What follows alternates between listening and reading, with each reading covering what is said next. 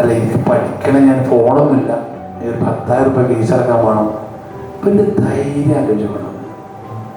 ആ വണ്ടി കണ്ട് പരിവാറിന് മുമ്പ് കാനഡ ഡാൻസ് കണ്ട് കയറി വന്ന് അവനെ വന്നു. അപ്പം കൊള്ളാതെ സാധനം ഷറാന്നു.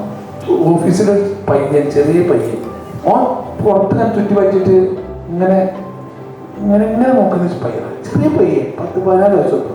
എൻ്റെ ഗ്രാൻഡ് ക്രൂസർ കാറ് പുറത്ത് കണ്ടു. 99 എന്ന് കണ്ടിട്ട് ബിൽഡിങ്ങിൽ പോകാൻ നോക്കിയിട്ട് പിന്നെ ക്യാമറ ചെക്ക് ചെയ്തു. അത്ര കുട്ടിയെ റിസപ്ഷനിൽ ചെന്നിട്ട് നിങ്ങൾക്കത് കാണാൻ പറ്റുമോ? എന്തേ?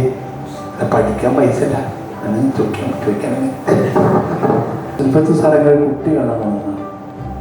വരാൻ പറയാം. കുറച്ചേരം പുറത്തുനിന്നുകൊണ്ട് എന്നെ കണ്ടു. എന്താ വെച്ചാൽ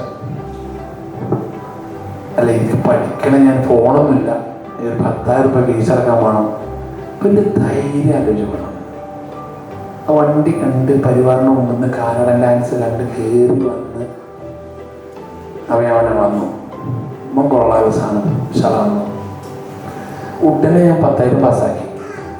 അഞ്ജനോട് എനിക്ക് കുറച്ച് പറഞ്ഞു, അഞ്ജന 10 രൂപ കൊടുക്കുവാനും അവൻ്റെ ഉമ്മാനെ വിളിക്കുക.